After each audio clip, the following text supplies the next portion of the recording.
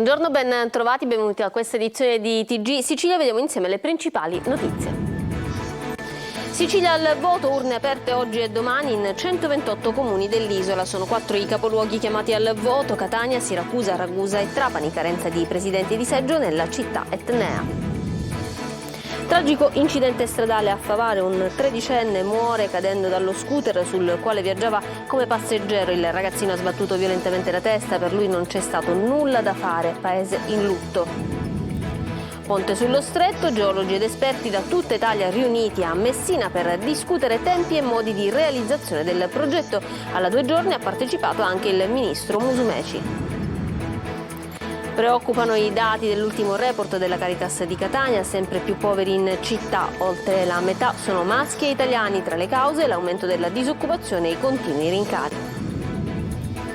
Una droga chiamata social, giovani e giovanissimi sempre più dipendenti da smartphone e PC, allarmati gli psicologi che lanciano un appello ai genitori e ai docenti per cogliere eventuali segnali di disagio.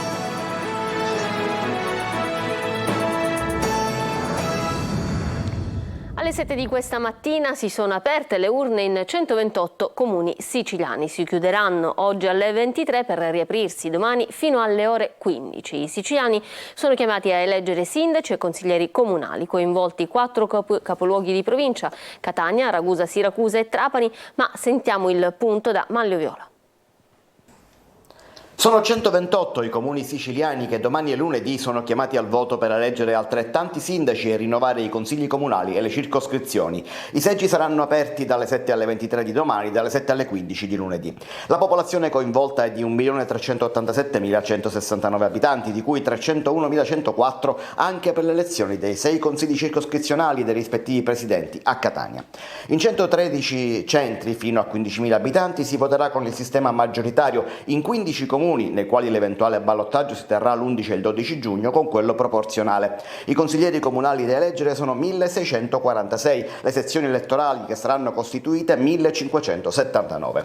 Sono 4 i capoluoghi di provincia alle urne. Si parte da Catania, dove i candidati sindaco ammessi alla competizione sono 7, ma poi c'è Siracusa che, nonostante le dimensioni, vince la palma del numero dei candidati, contando ben 8 aspiranti alla poltrona di primo cittadino. 4 i candidati a Ragusa, così come a Trapani, unica città capoluogo al voto nella Sicilia occidentale. Oltre ai capiluoghi sono 11 dunque i grossi centri alle urne. Si tratta di Licata, Aci Sant'Antonio, Aci Reale, Belpasso, Biancavilla, Gravina di Catania, Mascalucia, Piazza Armerina, Comiso, Modica, Carlentini. 5 i comuni attualmente commissariati: Catania, Aidone, Trabia, Modica e Priolo. Al voto anche Barrafranca nell'Ennese, che nell'aprile del 2021 è stato sciolto per mafia.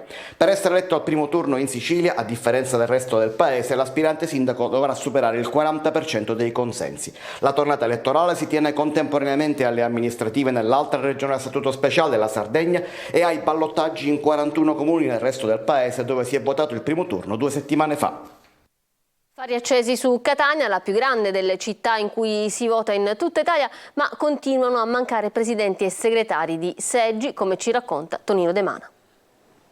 Urne aperte alle 7, dove continuano a mancare presidenti e segretari, tanto che il comune di Catania ha già precettato una trentina di dipendenti municipali che saranno impegnati per la tornata elettorale.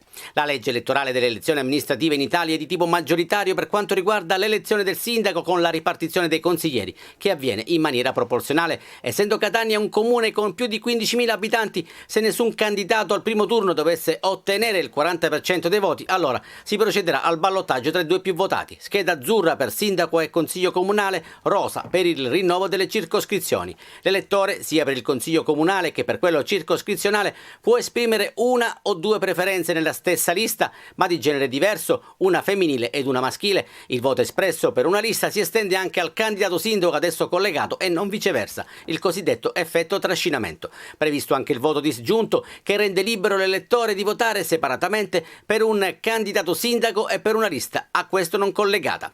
Sono ore frenetiche al centro di coordinamento elettorale allestito a Palazzo degli Elefanti, dove si registra un via vai di rinunce di presidenti di seggi e segretari.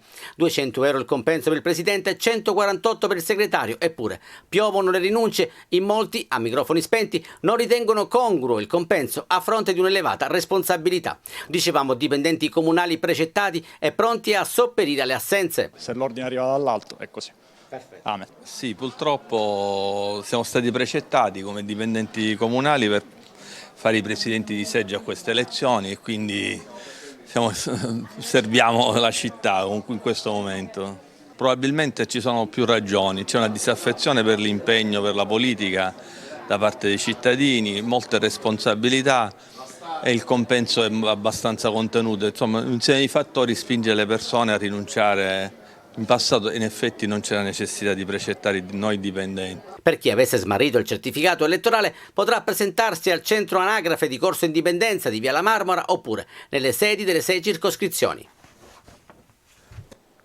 A Favara un 13enne muore in un incidente stradale, viaggiava come passeggero a bordo di uno scooter in un tratto in discesa allo schianto, forse per il cattivo funzionamento dei freni. La Procura di Agrigento ha aperto un'inchiesta. Sentiamo Davide Sardo.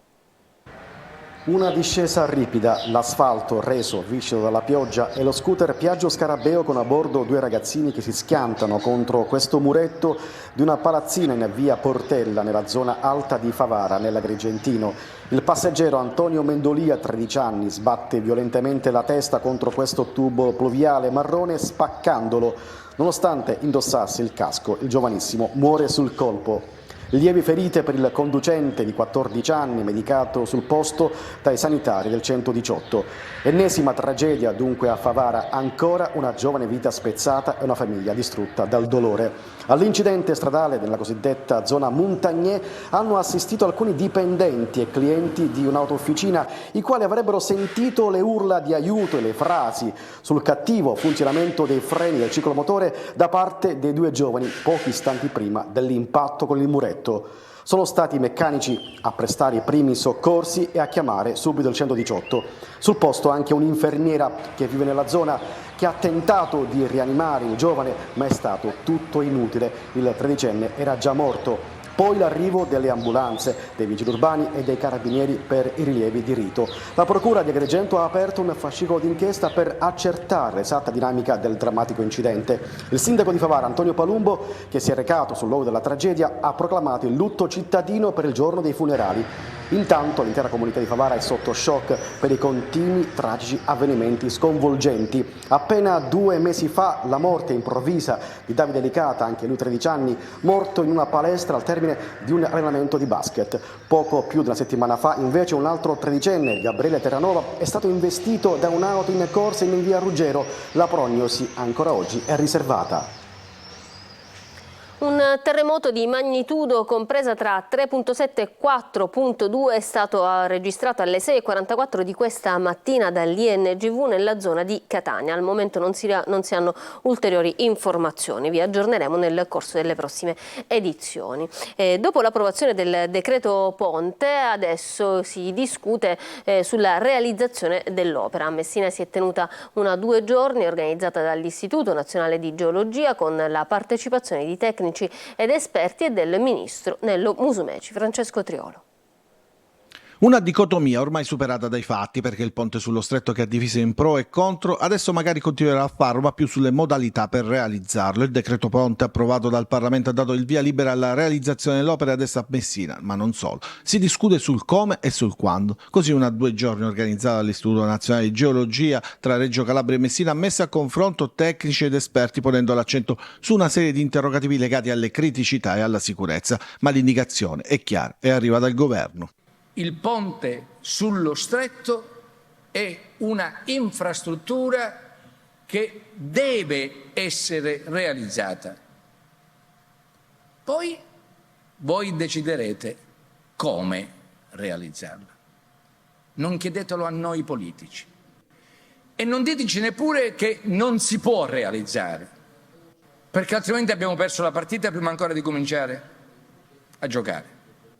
Sulla stabilità del ponte è intervenuto il presidente nazionale dell'INGV, Carlo Doglioni, che ha ricordato come lo Stretto di Messina abbia correnti sottomarini molto forti che con altri fattori hanno portato a pensare alla campata unica, ma ha evidenziato anche come il progetto del 2012 debba essere rivisto in funzione dell'energia che la zona sta accumulando, prevedendo terremoti del 7° grado, stesso pensiero dei geologi italiani. Sicuramente sì, con i dovuti accorgimenti. È ovvio che un progetto datato 2012 debba essere aggiornato secondo la nuova normativa sismica, secondo i nuovi dati che ci sono sia sulla geologia strutturale, sulla esatta localizzazione delle faglie, sulle faglie che hanno generato poi il terremoto del 1908, ma anche sulla valutazione delle accelerazioni sismiche che devono naturalmente essere quelle massime ipotizzabili. Il dibattito è anche sulle opere compensative, o meglio le infrastrutture che dovranno essere a supporto del ponte al di là dei pilastri che saranno posti a Torrefaro. Occorrerà infatti rimodulare tutta l'urbanizzazione della città. E proprio a tal proposito, obiezioni alla realizzazione del ponte arrivano da un dossier preparato da un pool di esperti per conto delle ONG ambientaliste, Kyoto Club, l'IPU e WWF. Secondo lo studio, il ponte sullo Stretto di Messina è inutile e dispendioso dal punto di vista economico, rischioso dal punto di vista tecnologico, dannoso dal punto di vista ambientale. La legge sul ponte potrebbe essere anche anticostituzionale. Cambiamo argomento, andiamo a Catania, dove cresce la povertà. La Caritas di Catania registra un aumento esponenziale delle richieste di aiuto, tra le cause la disoccupazione e i rincari. Il lavoro per dare dignità, investire sulla formazione. L'appello di Don Galvano a chi amministrerà la città lo ha raccolto Lorena Dolci. In maggioranza è uomo italiano di età compresa tra i 34 e i 54 anni e con problemi abitativi. È questo il profilo tipo dell'utente che si rivolge alla Caritas di Catania per chiedere aiuto. Il report dell'Osservatorio delle Povertà registra un'impennata di richieste, 10.000 in più dello scorso anno, per un totale di oltre 300.000 interventi. Sono persone vulnerabili che passano quotidianamente dall'help center della stazione centrale per consumare un pasto, cambiare gli abiti, ma anche fare una doccia calda. Registriamo un aumento molto forte della nuova povertà. I 10.000 interventi circa del 2022 stanno testimoniando un bisogno di povertà invisibile soprattutto, perché è vero che cerchiamo di intercettare le povertà con attività di base, ma è soprattutto la povertà interiore, la criminalità che entra in queste famiglie. Alla mensa dell'Help Center lavorano ogni giorno, festivi inclusi, oltre 300 volontari che preparano e distribuiscono pasti caldi. Cresciuti anche gli aiuti del centro di ascolto, passati da 2.465 a quasi 4.000. Dall'igiene della persona, supporti economici, dalla distribuzione di vestari e coperte all'orientamento presso le strutture di accoglienza. Gli altri servizi comprendono il microcredito, la consulenza legale, la rete di accoglienza sanitaria, il gruppo appartamento, ma ci sono anche forme di supporto più complesse, come l'accoglienza per le donne vittime di violenza con minori. Un'azione quotidiana che i volontari e gli operatori compiono nel solco tracciato dall'arcivescovo di Catania, Luigi Renna, che al prossimo sindaco chiede di mettere in atto politiche per sconfiggere le povertà del nostro territorio, che hanno, dice, varie sfaccettature. Uno degli aspetti lo chiarisce il direttore della Caritas, che lancia un appello a chi sarà chiamato ad amministrare la città. Investite di più sulla formazione e per il lavoro, per dare dignità soprattutto ai giovani, a ogni uomo e ogni donna che vive in questo mondo e soprattutto nella nostra città. Investite di più. Sempre più ore sul web e sui social per almeno 700.000 adolescenti. Si tratta di una vera e propria dipendenza. A lanciare l'allarme sono psicologi e psichiatri che invitano genitori e insegnanti a cogliere eventuali segnali di disagio. Emanuela Corsi. Drogati di Instagram e TikTok, chiusi in casa davanti a PC o con lo smartphone in mano, impegnati per interi pomeriggi davanti a videogiochi. È l'allarmante ritratto fatto dagli psichiatri di un esercito di almeno 700.000 adolescenti italiani che soffrono di dipendenza da web, social media e videogame. In base a uno studio promosso dal Dipartimento per le politiche antidroga e dal Centro Nazionale Dipendenze dell'Istituto Superiore di Sanità, sarebbero circa 100.000 gli adolescenti che fanno un uso compulsivo dei social, quasi altrettanti si chiudono per mesi in camera passando ore sul web, dando vita al fenomeno descritto dal termine giapponese hikikomori, mentre altri 500.000 sono a rischio di dipendenza da videogiochi, un problema che sarebbe cresciuto drasticamente durante la pandemia. I ragazzi, passando molte ore a giocare con i videogiochi o comunque attraverso la tecnologia, gli smartphone, il computer, fondamentalmente perdono un po' il contatto con la realtà e la competenza del sociale, quindi tendono a sostituire le relazioni vere e reali con delle relazioni fondamentalmente virtuali. Questa esposizione eccessiva ai dispositivi nei giovanissimi causa gravi problemi, tra i quali l'aumento dei disturbi del sonno per 1 su 3. Oppure anche di sovrappeso, proprio perché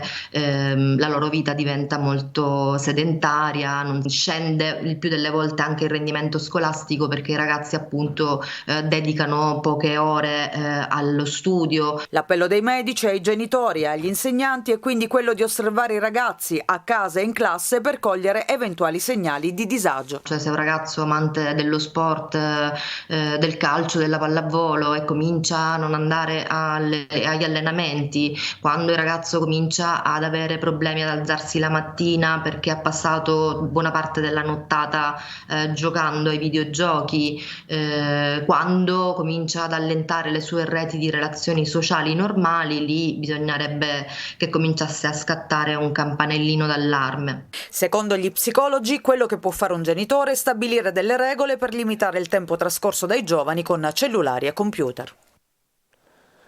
Ci fermiamo per una pausa, torniamo tra poco.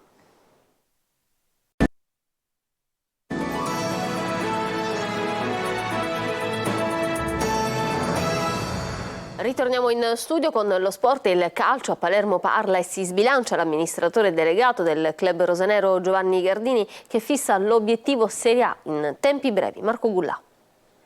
Una stagione positiva, ma adesso dobbiamo alzare la qualità. È il trailer dell'intervista con cui l'amministratore delegato del Palermo, Giovanni Gardini, ha fatto scorrere i titoli di coda sulla stagione appena conclusa. Rammarico per i playoff non centrati, ma la testa è già al prossimo campionato.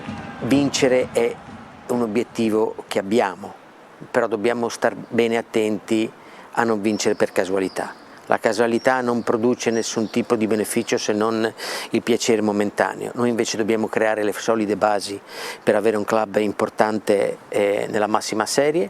Il tempo è quello che ci vorrà e che si renderà necessario, però è chiaro che il percorso è segnato ed è fatto da comportamenti che devono essere giorno per giorno messi assieme uno all'altro per poter arrivare il prima possibile dove ci siamo prefissati. Eugenio Corini confermato, Brunori prolungherà il contratto e poi il mercato dovrà mettere le ali ad una squadra che secondo Gardini deve iniziare a puntare in alto, ma sempre con prudenza. Noi riteniamo che con metodo, con programmazione, con serietà, con competenza, con queste cose a Palermo si possono ottenere risultati quasi inimmaginabili, perché il tifoso è giusto che debba sognare. Noi siamo dispiaciuti alla fine per non essere riusciti a dare loro la soddisfazione di portare la squadra ai playoff, però dobbiamo ricordarci ed essere onesti da dove siamo partiti e quello che abbiamo ottenuto in una stagione. Programmazione e metodo, le due parole più volte pronunciate da Gardini nel corso dell'intervista, un percorso quindi ancora all'inizio. Intanto Rosanero in vacanza, adesso palla alla società. Questo era l'ultimo dei nostri servizi, io adesso vi lascio alla rassegna stampa a cura di Emanuela Corsi e poi alla programmazione di Antenna Sicilia. A tutti grazie, buon proseguimento di giornata, buona domenica da parte mia e dei tecnici della regia. Arrivederci.